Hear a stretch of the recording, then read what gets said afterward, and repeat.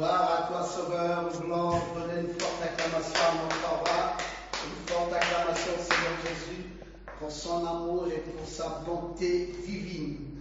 Nous sommes reconnaissants à nouveau d'être ce soir à cette réunion à la table du Seigneur où il plaît à notre Dieu de nous révéler sa parole jour après jour. Amen. Amen. Gloire à Jésus. Alors donc, sans plus tarder, nous nous mettons debout pour lire notre texte habituel. Nous avons dit 1 Samuel au chapitre 25. Nous lirons partons du verset 18 jusqu'au verset 25. 1 Samuel 25, 18 à 25. Nous sommes en train de parler d'Abigaïl, mariée à deux hommes riches. Abigaïl, mariée à deux hommes riches.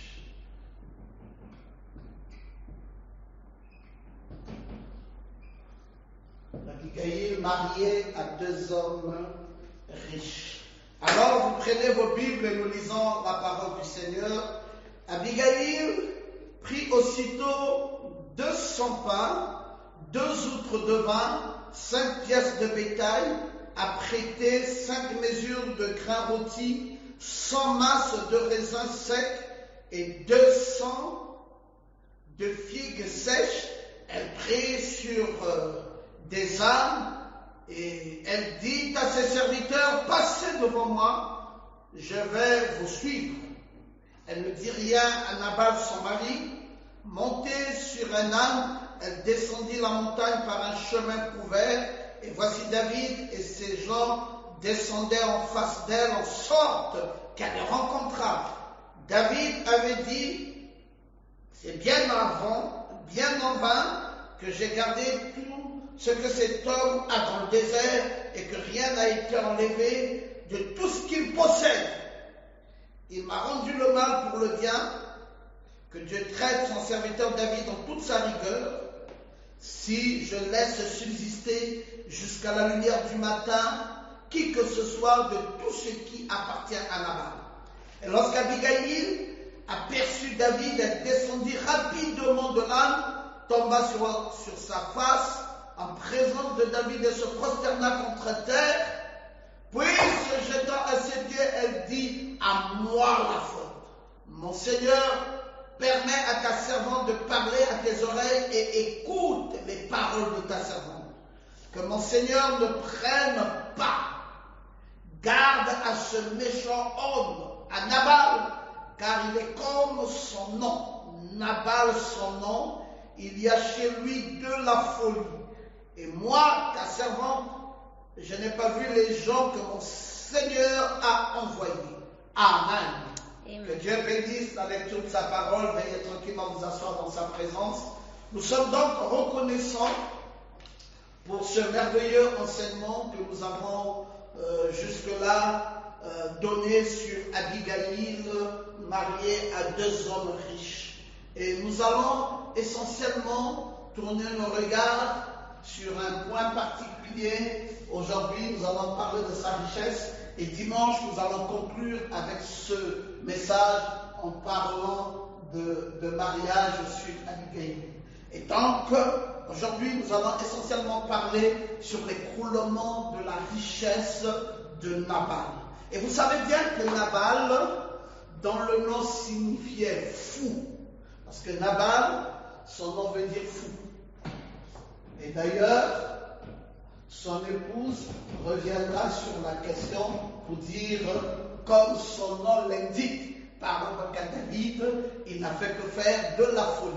Eh bien, son nom était fou, et cet homme, un paradoxe terrible dans la vie de cet homme de Nabal, c'est qu'il est à la fois riche et à la fois fou. Et vous voyez vraiment que c'est paradoxal. Quelqu'un qui est à la fois riche, mais qui est à la fois fou. Ça veut dire qu'il n'a pas pris la mesure de la grâce, de la richesse que Dieu lui avait donnée. Parce que quand Dieu vous élève à un niveau comme Nabal avait été élevé, il aurait dû prendre soin de l'élévation dont Dieu lui avait accordée et d'être un peu prudent désormais quant à la façon dont il devait se comporter dans la vie. Mais cependant, Nabal n'a pas pris la mesure de son élévation et n'a même pas su considérer la grâce de sa richesse. Nabal a un comportement laodicéen. C'est le comportement de ce dernier âge de l'Église. Vous savez qu'il y a eu Éphèse, il y a eu Smyrne, il y a eu Pergame, il y a eu Thyatire, il y a eu Sardes, il y a eu Philadelphie et il y a eu Laodicée. 1, 2, 3, 4, 5, 6, 7. Laodicée est exactement le 7e âge de l'Église. Et quand vous lisez en Apocalypse ce qui nous est rapporté sur Laodicée, c'est que Laodicée, à un moment donné, n'avait pas pris la mesure des grâces qu'elle avait reçues. Et elle s'est même vantée de sa richesse. Elle a dit, je suis riche et je n'ai besoin de rien. Et Dieu rétorquait Laodicée en lui disant, mais tu es pauvre, misérable, aveugle et nu. Parce qu'elle s'est dit, je me suis enrichie, je suis riche et je n'ai plus besoin de rien. Voilà le comportement des habitants de Laodicée. Ils ont un comportement de fou. C'est le comportement des pentecôtistes. Quand ils ont parlé en langue, à un moment donné, ils croient être arrivés dans la finalité du savoir du christianisme. Ils oublient que le christianisme, ce n'est pas le simple fait de parler en langue, mais c'est beaucoup plus une expérience avec le Saint-Esprit. Parce que la Pentecôte elle-même n'était pas une religion, elle était une expérience. Au commencement des temps, à l'église primitive, quand ceux-là sont allés à la chambre haute et qu'ils ont reçu le baptême du Saint-Esprit, c'était une expérience. Ils avaient fait là une expérience avec Dieu. Ça n'avait rien à voir avec la religion. Alors, quand aujourd'hui, le nouveau monde d'aujourd'hui, le monde laodicéen, passe par la religion pentecôtiste, alors ça fait quelque chose de mal, parce que la Pentecôte n'est pas une religion, la Pentecôte est une expérience. Et vous voyez, à cause du fait de penser que c'est une religion, on ne va pas plus loin jusqu'à vouloir faire l'expérience que nos pères dans la foi ont fait en ce temps-là. Et vous voyez que c'est le même comportement de Nabal le fou, parce que se disant riche, alors c'était largement suffisant pour ne plus savoir considérer d'autres choses. Et Dieu dit, je te vomis de ma bouche. Et Dieu a vomi les Laodicéens au temps dans lequel nous vivons. J'ai écrit un livre là-dessus. J'ai écrit ce livre, L'écroulement économique.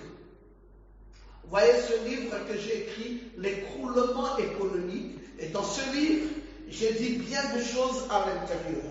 J'ai montré le comportement laodicéen, un comportement semblable à celui de Nabal, où les systèmes économiques et monétaires actuels sont incapables d'apporter la paix. Vous avez de l'argent, vous avez ce qu'il faut, vous avez la substance, mais vous ne pouvez pas, avec cet argent que vous avez, apporter la paix. Vous êtes incapable d'apporter la paix.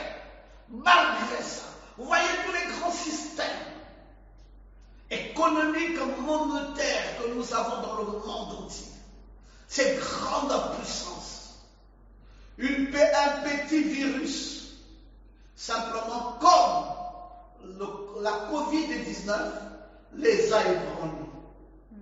Et ils n'ont pas été capables d'arrêter la Covid-19 avec les grands capitaux qu'ils ont engrangés au fil des temps. Incapables d'apporter la sécurité, incapables d'apporter la prospérité auquel l'humanité aspire. Et pourtant, les systèmes sont bien mis en place, mais incapables d'apporter la sécurité auquel l'humanité aspire. D'abord, tu es propriétaire terrain, tu es un éleveur de moutons, tu es riche, mais que fais-tu de ta richesse? Amen. Traite la paix avec le futur roi David. Et des propos bienséants. Sache quoi dire à une dignité. Sache quoi dire à un responsable hautement élevé dans la hiérarchie. Amen. Chaque monsieur de Nabal ne sait pas en tenir compte. Tous les systèmes économiques monétaires qu'il avait mis en place étaient incapables d'apporter la paix, incapables d'apporter la sécurité, incapables d'apporter la prospérité auquel son peuple aspirait. Mais ces systèmes, finalement, s'accompagnent au contraire d'un cortège d'égoïsme, d'un cortège de cupidité, d'un cortège d'orgueil et d'un cortège de dureté envers les autres. Des systèmes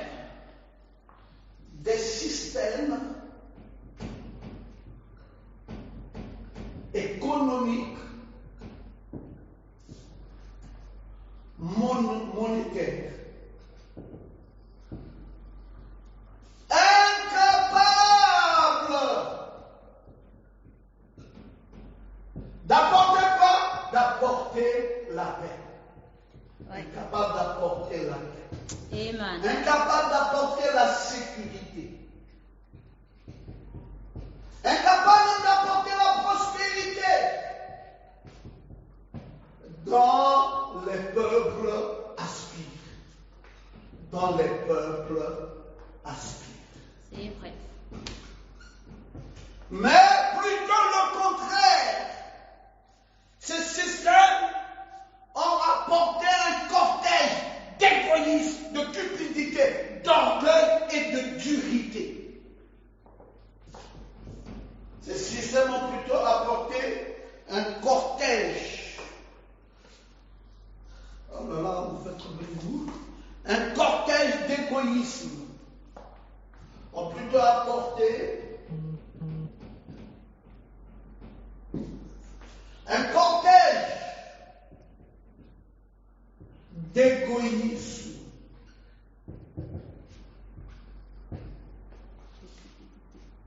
Un cortège, non seulement d'égoïsme, j'ai dit de cupidité.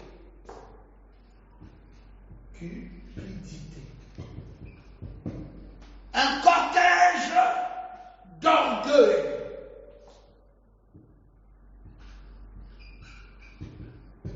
Et quoi? De dureté. Amen. Vis-à-vis des autres.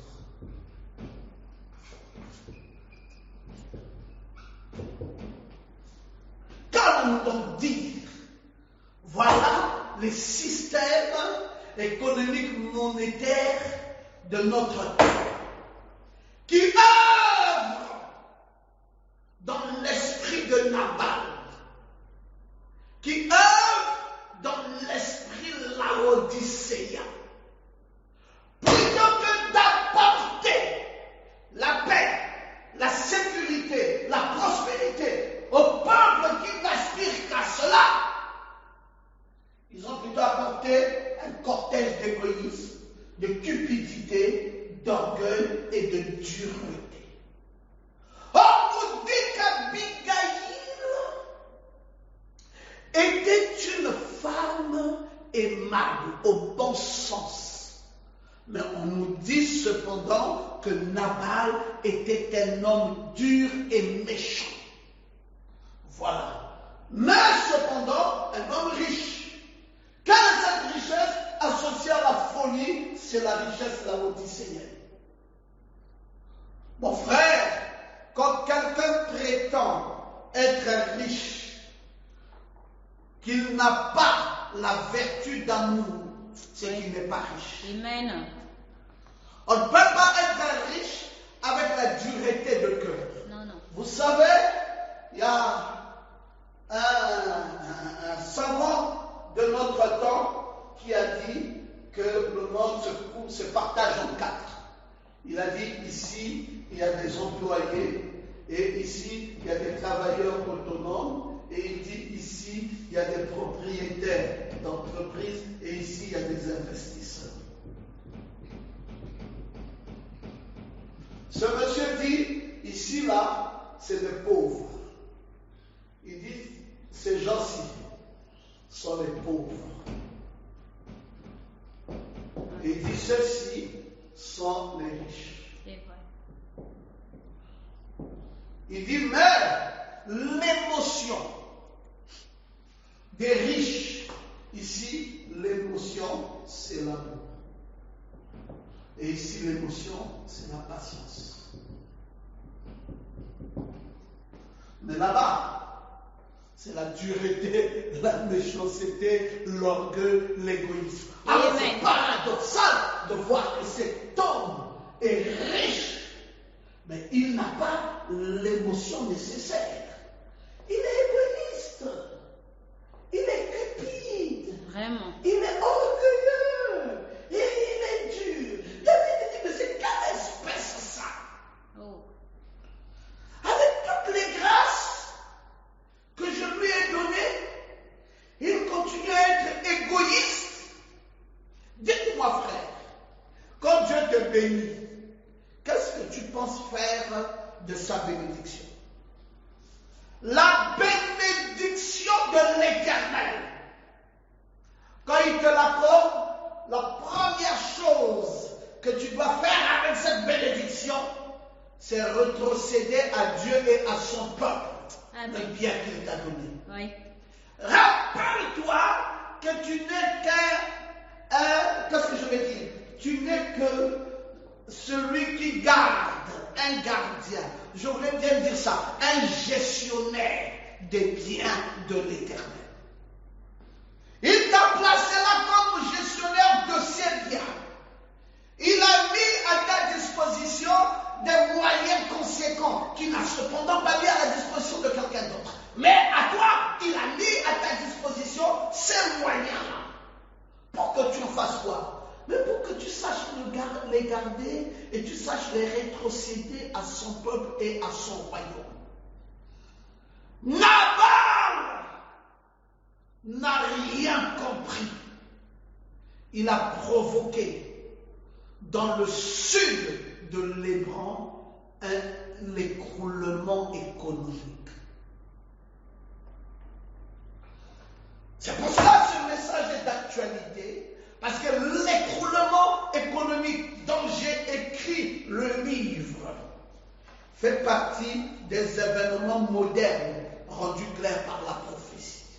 L'écroulement économique. Qu'est-ce qui va subsister? Le monsieur est fâché.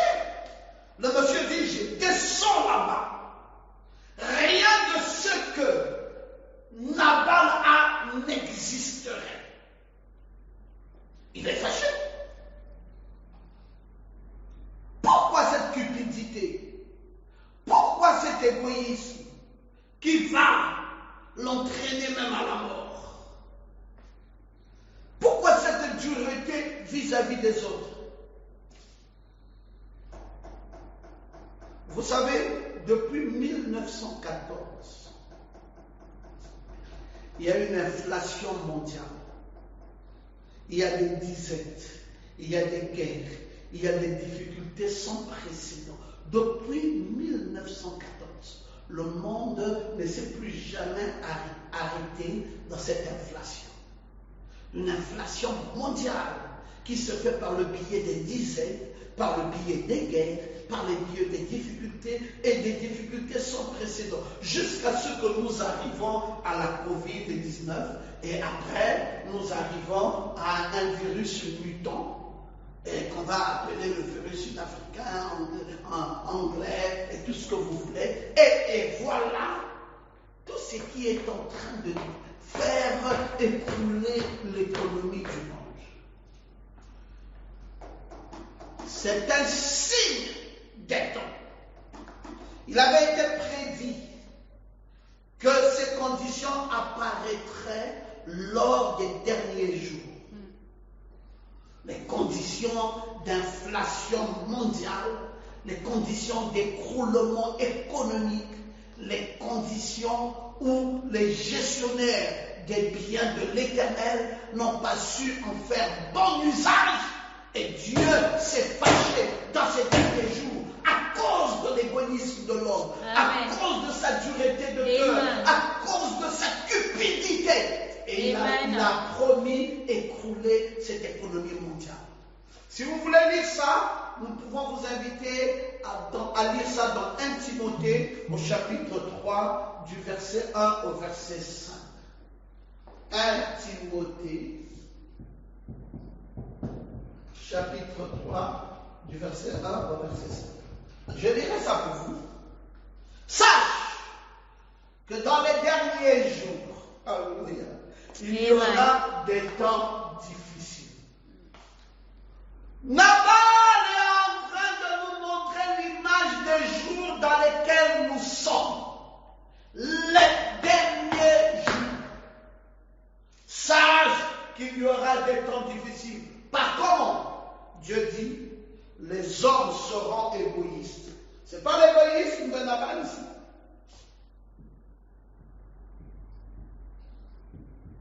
Les hommes seront égoïstes. Tu as un peu. L'autre te demande, mais donne! Tu es incapable de donner. Ça veut dire quoi? Ça veut dire que toute ta vie, on te donne à toi, et toi tu ne donnes rien aux autres. Et tu veux que Dieu te bénisse. Tu veux que Dieu ouvre les écluses des cieux pour toi. Tu veux que Dieu t'apporte davantage de grâce. Mais pourquoi tu ne partages pas? Vraiment. Dans les temps derniers, les hommes seront quoi? Égoïstes. Amis de l'argent. Fanfarons. Hautains. Blasphémateurs. Rebelles à leurs parents. Ingrats. Irréligieux. Autant de vices. Des gens de Laodicée. Les nabalistes, les descendants de Nabal, ingrats, irréligieux, irrespectueux, blasphémateurs, fanfarons, hautains, égoïstes, amis d'argent, rebelles. C'est vrai, oui. Nabal. Pourquoi Nabal peux-tu continuer à t'entêter? C'est David qui demande. Et David a souvenance des biens qu'il t'a apportés. David a souvenance de la bénédiction qu'il t'a donnée au champ. Pendant qu'il était dans les champs de bataille et que vous vous rencontrez là-bas, David s'est souvenu de tous les bienfaits qu'il t'a accordés. Et maintenant, il te demande. Et toi, à ton tour, tu l'ignores. À ton tour, tu oublies les ingrats. Vous savez qu'il y a tellement, dans le monde dans lequel nous vivons ici, il y a tellement de gens ingrats. Vous allez pour leur faire du bien. Mais après, ils oublient tout le bien que vous leur avez fait. Ils oublient tout ce que vous leur avez donné. Ils oublient comment vous les avez aidés, comment vous les avez soutenus, comment vous leur avez apporté toutes les grâces, le déploiement que vous avez fait. Ils oublient ça.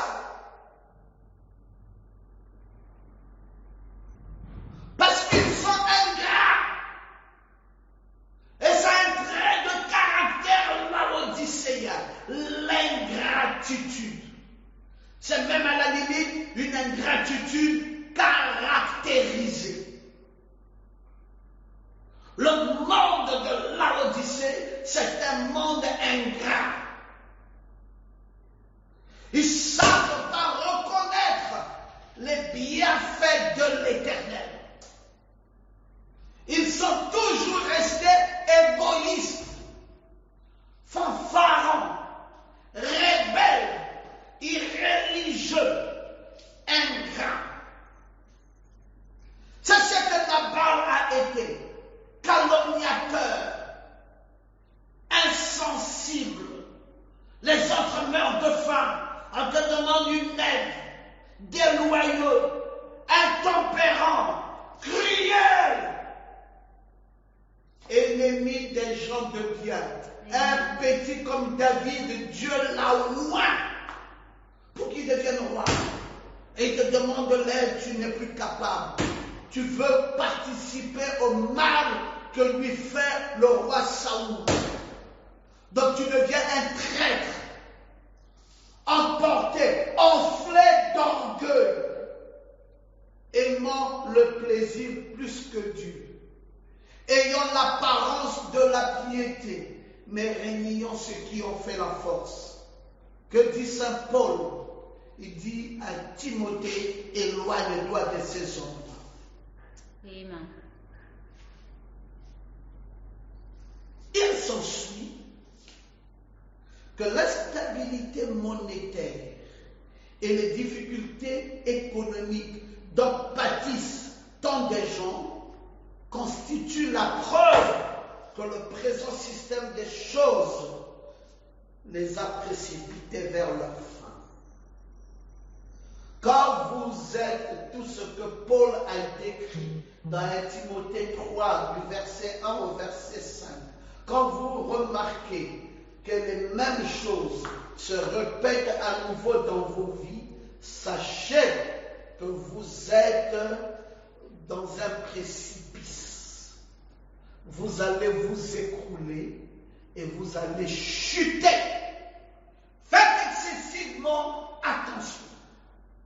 Faites excessivement attention de la façon dont vous jouez avec la grâce de Dieu dans votre vie. Dieu vous bénit, cependant, vérifiez la bénédiction de Dieu. Contrôlez cette bénédiction. Est-ce que ça vous a amené à devenir enflé d'orgueil? Est-ce que la bénédiction de Dieu vous a amené à être traître? Vous trahissez l'amitié de vos amis. Vous trahissez votre église. Vous trahissez votre père. Vous trahissez votre mari. Vous trahissez votre femme. Vous trahissez votre environnement. Vous trahissez, et librement comme ça. Et vous êtes en paix. C'est le précipice. Amen. L'orgueil, n'est-ce pas qu'il est dit que l'orgueil précède la chute? Oui. Regardez Nabal. Regardez juste après qu'il ait eu ce comportement maladroit vis-à-vis de David. Regardez ce qui en est suivi. Regardez vous-même Nabal. On nous dira que quelques jours après, il va mourir. Quand sa femme lui rapportera son mauvais comportement qui a suscité la colère du roi, du futur roi, et la décision que le roi avait prise en prenant 400 de ses soldats forts et de descendre au sud de Hébron, entre Mahon et Carmel, pour détruire tout ce qui appartenait à Nabal. Imaginez, pourquoi? Juste à cause de l'égoïsme. Juste parce que c'est un traître. Juste parce qu'il est ingrat. Juste parce qu'il est égoïste. Juste parce qu'il a l'amour de l'argent. Juste parce qu'il ne sait pas que tous ces traits de caractère qui se sont fait chair en lui préparent la voie de sa destruction. Quand Dieu te bénit, continue à être humble. Amen. Quand Dieu te bénit, continue à être simple. Amen. Mais surtout, partage. Partage. Ne sois pas égoïste. Donne-moi quelque chose, je n'ai rien. Donne-moi quelque chose, je n'ai rien. Tu n'as jamais rien eu de ta vie. Vraiment. Tu ne peux pas partager parce que tu n'as jamais rien gagné. Toi, tu tends simplement la main. On te donne, mais toi, tu ne donnes jamais rien en retour. C'est un démon qui agit cependant dans ta vie. Et comme Nabal, tu vas aller vers le précipice. Et c'est cet état d'esprit qui constitue en soi la preuve des personnes qui tombent vers cette chute. Et c'est cela la prédiction de Saint Paul pour les derniers jours. C'est la raison pour laquelle Saint Paul dit qu'il y aura des temps difficiles. Si Saint Paul dit qu'il y aura des temps difficiles, c'est parce qu'il y aura effectivement des temps difficiles. Le prophète nous édifiant dans le message « Vous croyez maintenant » qu'il avait prêché en 52, le 17 août 52, il nous dit ceci. Leurs chansons sont même en mineur. Pour tout, ils se fient à Dieu. Pour tout. Et c'est l'unique nation qui nous a suffisamment respectés pour nous payer la dette. Alors qu'ils étaient en guerre contre nous, ils ont carrément envoyé un chèque, une nation qui craint Dieu. Oh, que Dieu soit miséricordieux envers la Finlande. La Finlande, qui pourtant s'était battue contre les États-Unis.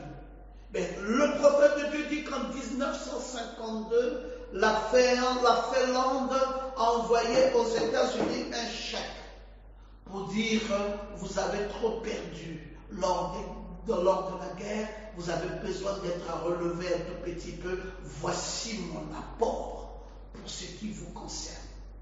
Ils n'ont pas été égoïstes. Et Dieu, par la voix de son prophète, prie pour la Finlande. Dit que Dieu soit miséricordieux envers la Finlande.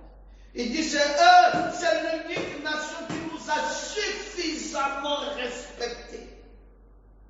Alors qu'ils étaient en guerre contre nous, ils ont carrément envoyé un chèque. Ils nous ont secourus. Ils n'ont pas été égoïstes vis-à-vis des autres en détresse. Qu'est-ce qui s'est passé quand David est dans le besoin? Pourquoi Nabal doit-il méconnaître que David est dans le besoin et lui apporter de l'aide?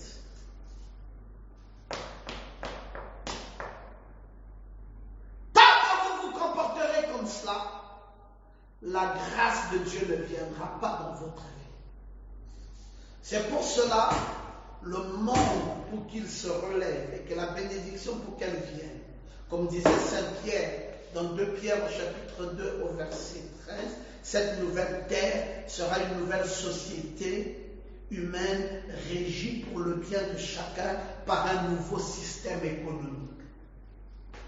Il faudrait une nouvelle terre, une nouvelle façon de penser, un nouveau mode monétaire, un nouveau mode de partage, des nouvelles grâces, des nouvelles bénédictions. Il faudrait des gens animés d'Esprit Saint. C'est alors que nous allons monter. Dieu est en train de préparer des grâces, un nouveau monde pour toi. Toi qui as passé du temps dans le partage. Toi qui as su donner quand il fallait donner. Toi qui as su partager quand il fallait partager. Dieu est en train de préparer pour toi des nouvelles grâces. Tu verras que l'amour de Dieu viendra et s'installera dans ta vie. L'amour de Dieu s'installera en toi et des nouvelles grâces viendront. Mais ceux-là qui cependant ont refusé de participer, à cause de quoi? À cause de l'orgueil. Oui.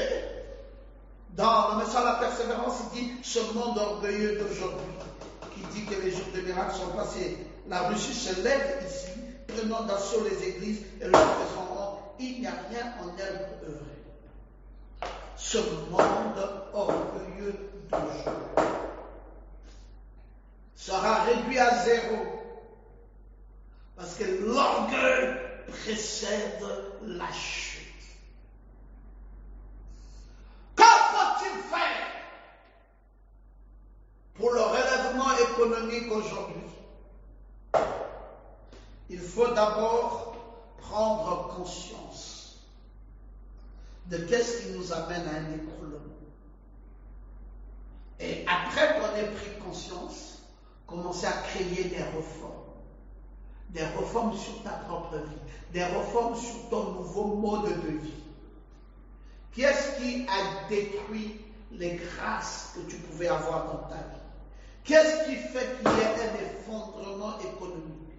Qu'est-ce qui fait que maintenant, ce qui aurait pu être plausible est maintenant dans un emballement de dégradation? Qu'est-ce qui amène ce phénomène de destruction de tes fonds? Qu'est-ce qui amène ce coup cruel, comme si tu avais été amené vers un abattoir et tu es en train de perdre jour après jour les grâces de tes finances? Est-ce que tu peux te raviser? Est-ce que tu peux rentrer au-dedans de toi-même pour dire, Seigneur, aide-moi à comprendre. Que puis-je faire pour mon relèvement économique? Attention d'arriver trop tard. Parce que Nabal, ayant à ses côtés une femme aussi merveilleuse, nous le verrons dimanche dans la conclusion de ce message, ayant à ses côtés une femme aussi merveilleuse, aurait dû profiter du bon sens qu'avait cette femme pour être un homme fort et pour affermir davantage sa petite région. Mais il n'a pas compris ça. Il avait été possédé des démons. Comme disait William Branham quand il parlait de Fidel Castro, il dit ce petit homme possédé de démons. Je le connais. Je lui ai serré la main. Je l'ai rencontré quand j'étais là. Il m'a parlé gentiment, tout comme cela, disant qu'il croyait qu'il y aurait un millénium et Christ et tout. Et il s'est vendu au diable. Qu'a-t-il fait? Il a fait certaines bonnes choses, il en a fait une seule, il a contrefait toute la monnaie et a relancé une nouvelle unité monétaire. Et quand il a contrefait toute la monnaie, Fidel Castro est devenu un démoniaque et sa vie, voilà ce qui s'en est suivi par après. Un homme qui aurait pu faire du bien, mais qui à un moment donné, un esprit égoïste, des démons l'ont envahi et il n'a plus su ce qu'il fallait faire. Et le prophète dit, moi je l'ai connu, je lui ai serré la main. Voici ce qu'il avait été. Il m'avait parlé tout gentiment. Il croyait dans le millénium, il croyait même en Christ. Mais il s'est vendu au diable. Voilà tout le danger du temps dans lequel nous vivons lorsque les gens se vendent au diable. Tant que vous vous vendez au diable, tant que vous vous livrez à Satan, tant que vous ne comprenez pas la nécessité d'être en Christ, alors rien de tout cela ne marchera désormais dans vos vies. Gloire à Jésus. Louange, honneur à Dieu. Nous croyons de tout notre cœur que maintenant cette dépression mondiale que l'humanité est en train de connaître de plus en plus est due à un effondrement économique. Vous savez, c'est cela la pandémie d'aujourd'hui. Qu'est-ce qu'elle a apporté? Parfois, nous remontons les conséquences de cette pandémie à Wuhan, où nous disons oui, c'est une pandémie qui est partie de la Chine, et voilà, de la province de Wuhan, et c'est là qui a affecté le monde. Oui, ça c'est les aspects, sont les aspects naturels. Mais est-ce que nous avons jeté un coup d'œil pour voir aussi les aspects spirituels? Parce que vous voyez la montée en force du chômage. Vous voyez la saisie des hypothèques. Vous voyez le non-remboursement des crédits. Vous voyez le recouvrement des prêts. Vous voyez tout ce que vous pouvez voir, vous allez comprendre. Les nations sont en train d'emprunter désormais pour vivre, pour améliorer leur niveau de vie. Ils sont obligés d'emprunter. Bon, il y a plus de production, mais il y a beaucoup de consommation cependant. Et qu'est-ce que vous pouvez remarquer aujourd'hui? C'est la déflagration totale. Amen. Le monde est en train de tomber. La dette est en train de s'augmenter. Elle atteint des proportions tellement grandes. Et ce qui nous amène aujourd'hui à certaines nations à un débâcle complet. Un débâcle vraiment sans précédent, comme on va le dire. Mais il y a la montée des prix cependant. Amen. Une montée flamboyante des prix. Et qui vient s'ajouter au volume des dettes. Si bien que les systèmes bancaires sont menacés d'écroulement. Le monde est en dislocation. Si la dislocation financière du temps de Nabal est née du fait de son incrédulité vis-à-vis d'un homme, faisons attention aujourd'hui de ne pas tomber dans le mal dans lequel Nabal est tombé. Amen. C'est pour cela qu'il faut, avec une dépression mondiale aussi grave, aussi prolongée, avec des troubles sociaux qui prennent de l'ampleur de partout. On peut remarquer cela dans plusieurs pays d'Afrique. Il est mieux cependant de revenir à la simplicité de Dieu. Amen. Il est mieux de revenir à l'humilité de Dieu. Que pouvons-nous donc faire?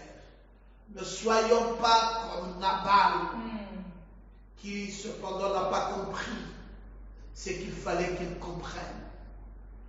La grâce que Dieu lui avait faite, amen, il ne l'a pas saisie. Il n'a rien compris. Il a laissé qu'une anarchie s'installe dans sa province. Lui qui habitait cette province de Carmel où se sont passés des grands défis de gloire, devrait désormais perdre. Et la déstabilisation du fait de sa mort a ramené cette région dans une impuissance totale. Voilà. Et vous pouvez savoir les émeutes qui ont pu, et les pillages qui ont pu venir dans la région. C'est la catastrophe. La grâce de Dieu, elle n'est grâce que lorsque vous l'acceptez comme étant une grâce. Amen.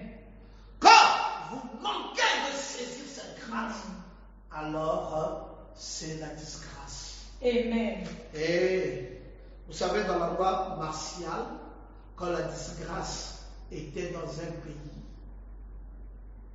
pour marquer cette disgrâce dans ce pays, on imposait un couvre-feu strict. Quand vous voyez les couvre-feux ici, dans la loi martiale, ça veut dire que nous sommes à un temps de disgrâce. C'est ça, justement. Parce que les rues ressemblent à des champs de bataille, avec des virus qui circulent de partout, des émeutes de partout, où un virus est en train de frapper de gauche et de droite. Alors on prend le peuple, on le met en isolement et on impose à ce peuple un couvre-feu strict. Nous sommes dans la menace. Comment allons-nous faire pour relever les défis? Comment nos gouvernements vont faire pour relever les défis? Alors, il faudrait reprendre en confiance la parole de Dieu et savoir que la Bible dit, dans le psaume 146 au verset 3, ne vous confiez pas aux grands, aux fils de l'homme qui ne peuvent sauver. Confiez-vous à Dieu. Amen. Oui, c'est la conduite à adopter aujourd'hui. Il n'y a que Dieu pour le relèvement de tout. Amen. Il n'y a que Dieu pour t'accorder sa sagesse. Il n'y a que Dieu pour t'accorder son appui. Il n'y a que Dieu pour t'accorder sa force. Amen. Et Abigaïl avait tellement bien compris le principe qu'elle est allée au pied de David, elle s'est écroulée et elle a dit à David, David ne tient pas compte de ce que mon époux a fait. Cet homme de Nabal, dans le nom, influence son être parce qu'il a posé là des actes de folie.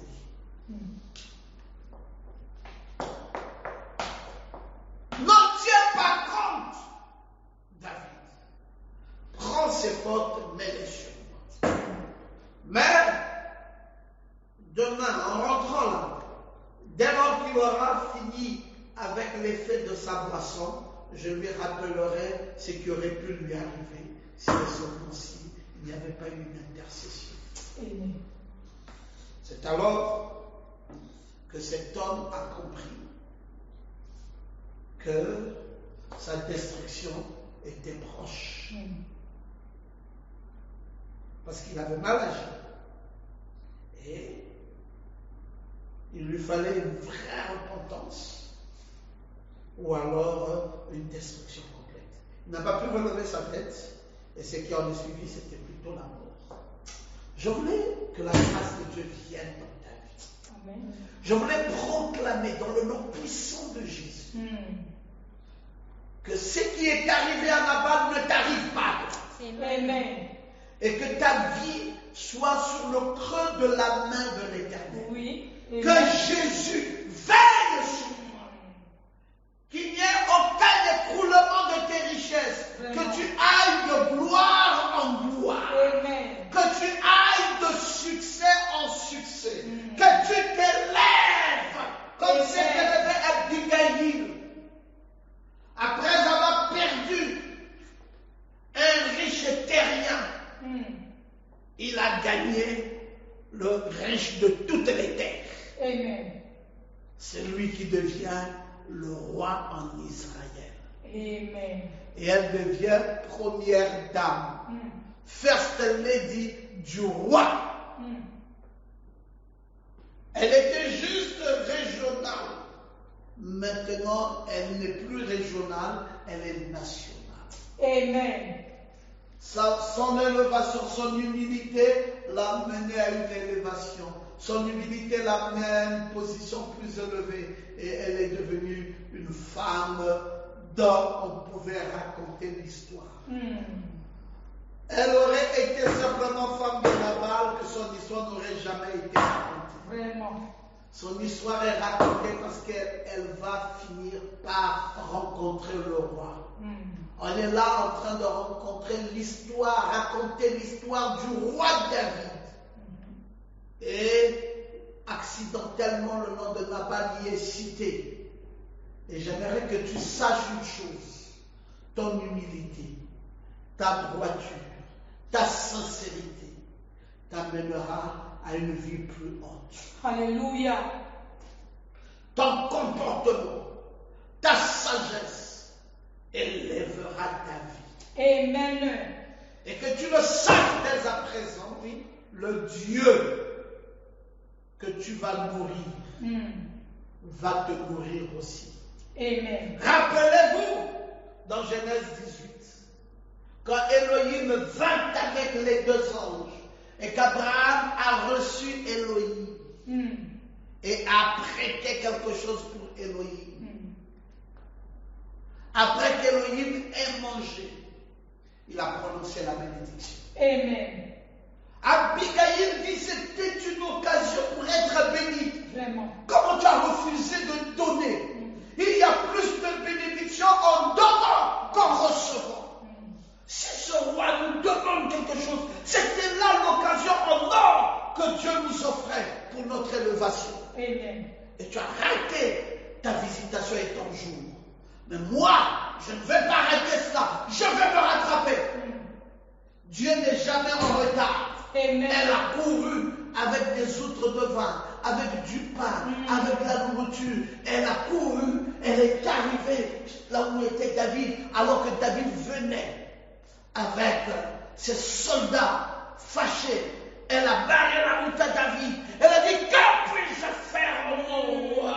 Voici les biens pour nourrir ton peuple. Voici les présents que j'ai apportés. Aie pitié de moi. Sois miséricordieux, ô roi, pour ton humble, ta servante qui ne demande que grâce à tes yeux, qui ne demande que miséricorde. Amen. Elle a compris. C'est que les grands esprits comprennent. Les grands esprits savent qu'il y a de la bénédiction qu'on vous donne. Les grands esprits savent que Dieu vous bénit plus en donnant qu'en recevant. Les petits esprits pensent qu'ils sont bénis en recevant et en refusant de donner.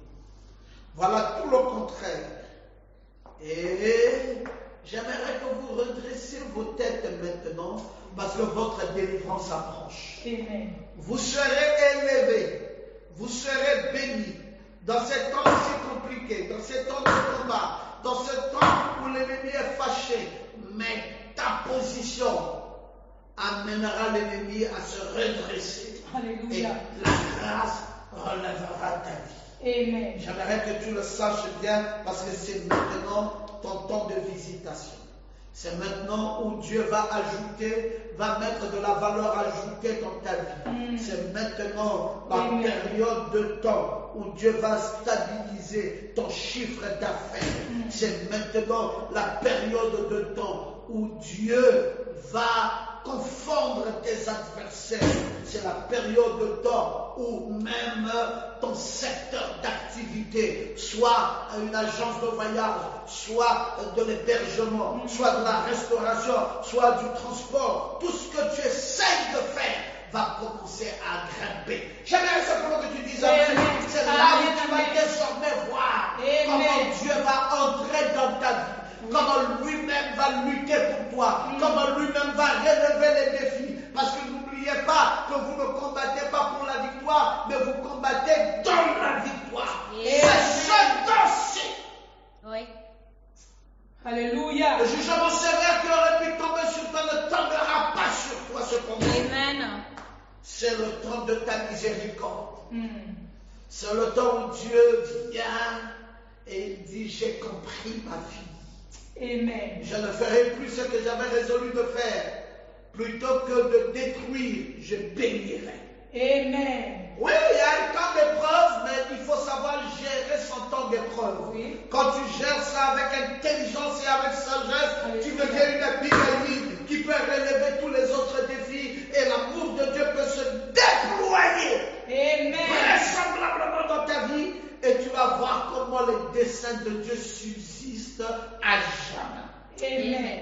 Parce que c'est ce que Dieu dit dans sa parole, il l'ordonne. L'Éternel renverse les desseins des nations, il anéantit les projets des peuples, parce que les desseins de l'Éternel subsistent à toujours, et les projets de son cœur de génération en génération. Dieu va te bénir. Amen. C'est encore le psaume 33, verset 9. Dieu va te visiter. Et tes grâces vont subsister de génération en génération. La bénédiction de Dieu est là maintenant dans tes mains. Amen. Tu vas régner. Tes économies vont remonter. Les grâces de Dieu vont se remettre dans ta vie. Qu'est-ce que tu ne vas pas dire? Tu vas louer le nom de l'Éternel. Alléluia. Et tu diras, Dieu a été bon pour moi. Amen. Si Abigail n'avait pas posé cet acte et que son mari mourrait dans la suite des temps, d'ailleurs elle aussi devait mourir, elle ne devait jamais avoir été unie à un roi, parce que le roi avait dit je détruis tout, y compris tout ce qui lui appartient. Elle aurait succombé également, mais son humilité, sa position, son attention, sa sagesse, sa façon de faire, le désir de donner, le désir de s'abaisser, le désir de comprendre, a amené cette dame à devenir une héroïne de la foi. Ma prière, c'est que tu deviennes un héros de la foi. Alléluia. Et que la sœur devienne une héroïne de la foi. Que le Seigneur vous bénisse richement, parce que plus rien de ce qui vous appartient sera ébranlé. Dieu va restaurer, Dieu va ramener à la lumière, à la bénédiction et à la grâce tout ce que vous entreprendrez. Donc soyez heureux, soyez louez le nom de l'Éternel, là où vous êtes, là où vous avez écouté cette parole, exaltez le nom de Dieu, parce que même dans ces temps de preuve, Dieu vous relèvera et Dieu vous bénira. Soyez bénis dans le nom de Jésus. Je vais prier pour vous. Père, je prie maintenant, Seigneur, pour ta grâce infinie, alors que tu nous donnes la grâce d'être ici, maintenant en train d'écouter ta parole. Je ne crois plus à un ébranlement quelconque dans la vie de ta fille, ni dans la vie de ton fils. C'est que l'ennemi aurait pu faire. Aujourd'hui, tu viens de changer cela. Oh, toi, le grand Dieu du ciel, qui sait secourir ses enfants, tu as secouru tes enfants, tu as écarté le danger, tu as écarté le mal, tu as écarté ce qui aurait pu arriver de dramatique dans la vie de ta fille comme dans la vie de ton fils. Et tu as apporté la paix et tu apportes le relèvement. Que ton nom soit béni à jamais. Nous sommes heureux, Seigneur, d'avoir participé à ces moments où nous avons vu Dieu relever une personne qui avait été vouée à la mort. Et Dieu fait de même pour chacun d'entre nous par ta grâce et ta miséricorde. Bénis ton Église, bénis Israël, bénis ton peuple, bénis ceux qui ont suivi ce message. À toi seul soit l'honneur et la gloire à jamais. Dans le parfait nom de Jésus-Christ, notre Rédempteur, nous venons de te prier, très cher Père. Amen.